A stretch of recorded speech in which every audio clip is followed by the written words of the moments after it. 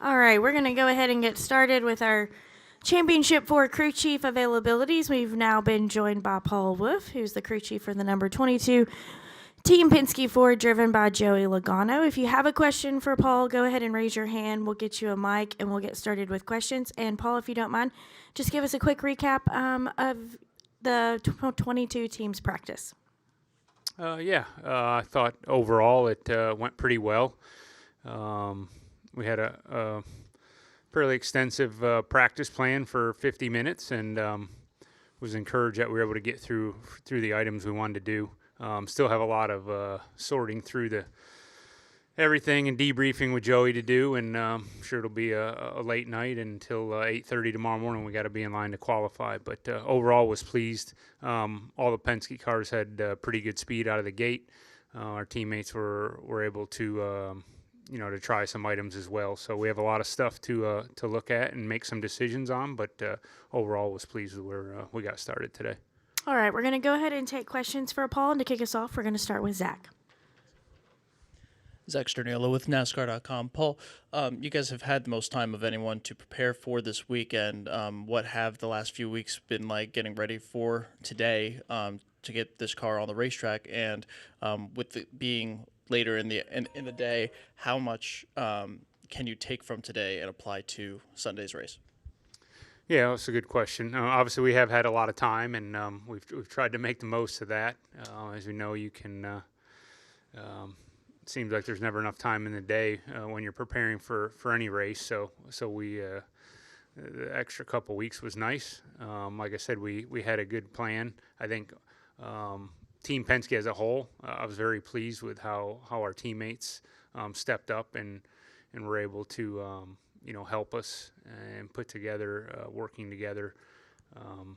It went pretty well. The 12 was really fast as well, and it just gives us more to lean on and more confidence in changes and things as we try to make decisions as we go into tomorrow. But overall, I thought it went pretty well. All right, we're going to come up front to Bob.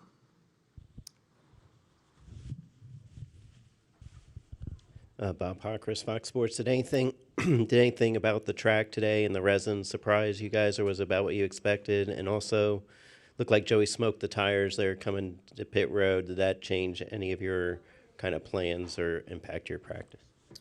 Yeah, I thought as far as the track and all that goes, I think it's pretty much what Joey was expecting. Wasn't a whole lot different there.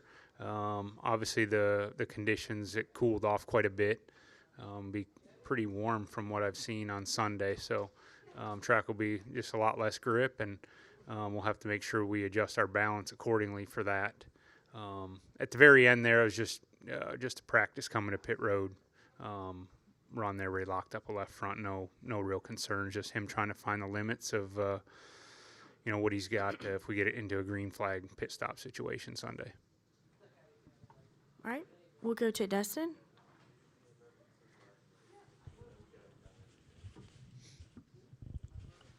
Dustin Long, NBC Sports. Paul, just the challenge of getting everything together with the pit crew. I know there kind of been adjustments the last few weeks, and obviously we've seen what pit road can matter here.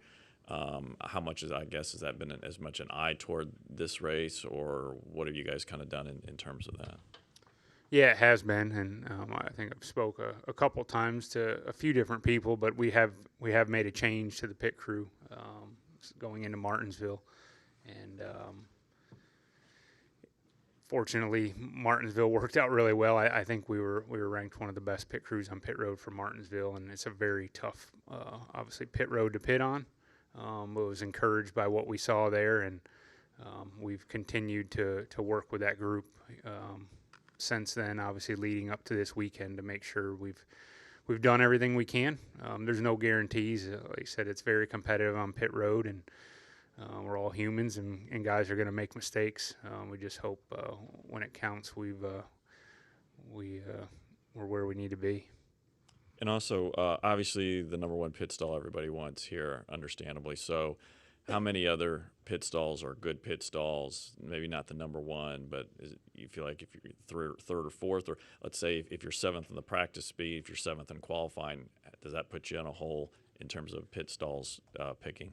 No, the way I understand it, the championship 4 guys will get the first picks. So I think that's kind of, obviously you want stall 1, but after that there's 3 other good stalls. I don't expect that to be anything to talk about on Sunday. I think everyone will have a good stall. The stalls here are really long; they're 40-some feet long. I don't expect that to be an issue, and it'll just kind of be up to the pit crews to do their thing. All right, we'll come up front to Lee, please.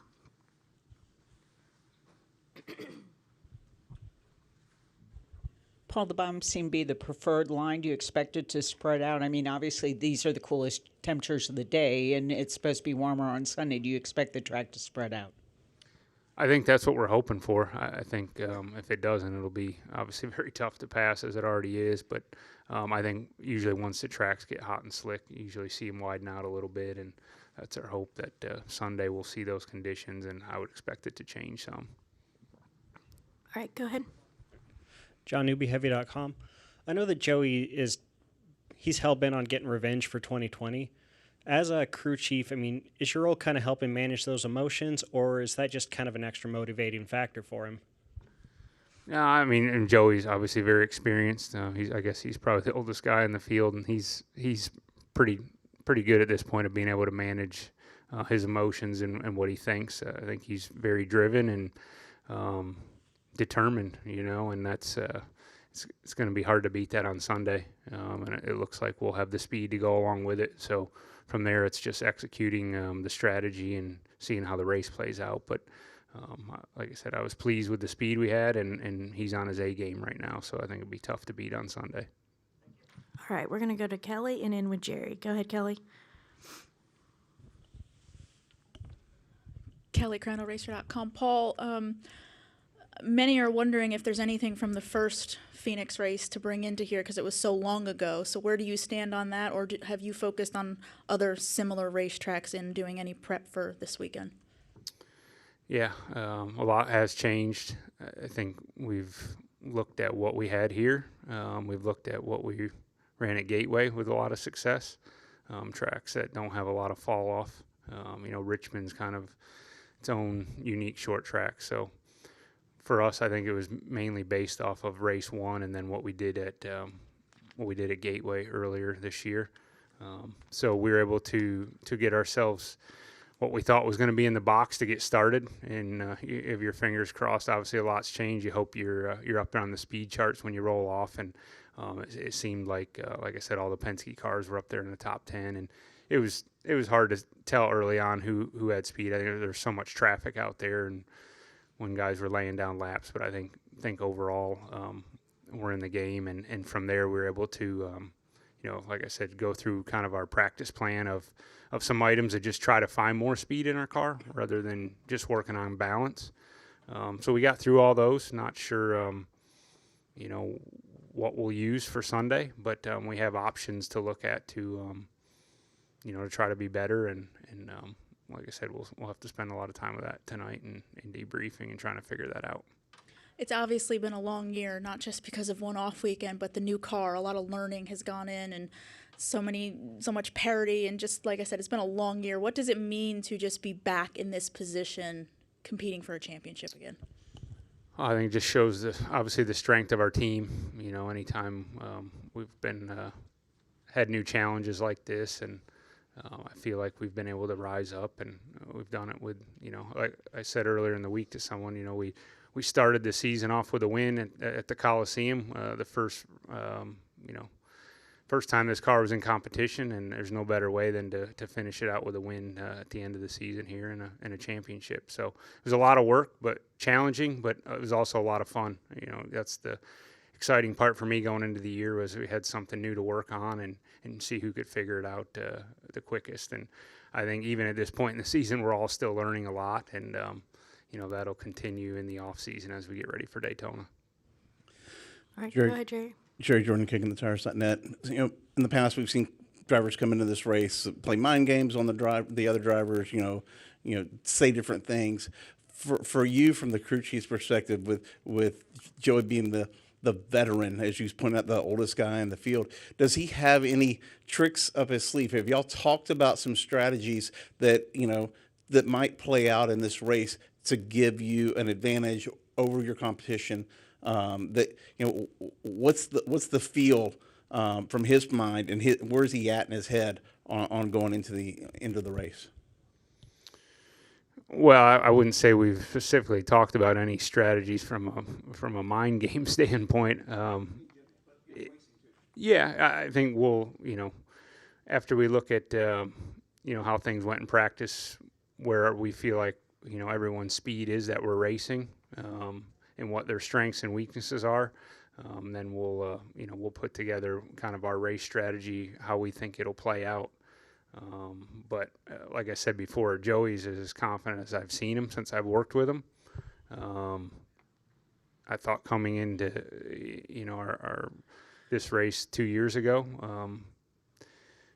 we were good and thought we had a chance, but I feel like he's even more confident this year. And, why that is, I'm not sure. You have to ask him that, but I think he's confident in the team he has right now and his ability with this new car where he's gotten to throughout the season. All right, Paul. Thank you so much for your time. We really appreciate it, and we wish you the best of luck this weekend. All right, thanks, guys. All right, just a quick heads. All right, we're going to continue with our